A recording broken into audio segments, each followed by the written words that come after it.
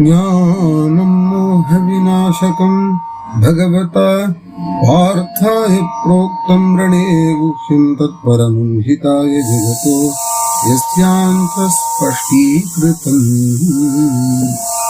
ज्ञानेशेन सलीलया विकथिता देशीय भाषासु यावत् चन्द्रदिवाकरौ विजयताम् सा नाम ज्ञानेश्वरी। दृष्टान्तोपमरूपकादिमणिभिर् या भूषिता विद्यते काव्यात्मा परिलक्ष्यते रसनिधिः शान्तिर्हि स्यान्दसः। गीता तत्त्वविकासिनी प्रतिदिनं स्वानन्दविज्ञापिनी यावत् चन्द्रदिवाकरौ विजयतां सा नाम ज्ञानेश्वरी। शब्दार्थप्रतिपादनं निजमतं विज्ञानविस्तारितं काण्डानां सुविभाजनं मुनिवचो नोल्लङ्घ्य संस्थापितम्।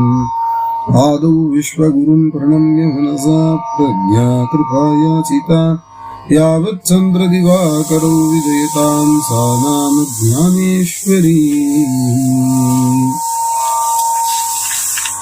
गीताया श्रवणेन शुद्ध सुमतिर्मोहाद्विमुक्तोऽर्जुनो व्यासाज्ञा परिपालनेन चतुरो मुक्तो यथा सञ्जयः।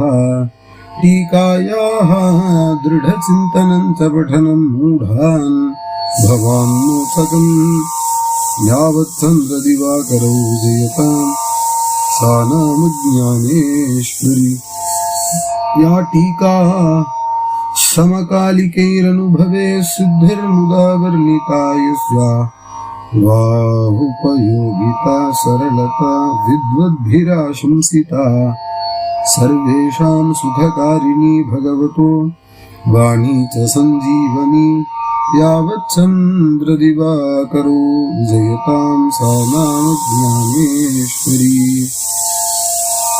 नेवासा नगरी पुनाति सततं गोदावरी प्रावरान्तु बहुभुवे भ्रातरावतरिता या मोहिनी राजते भक्त्या यत्र विनिर्मिता निजकृतिर्देवाय प्रीत्यार्पिता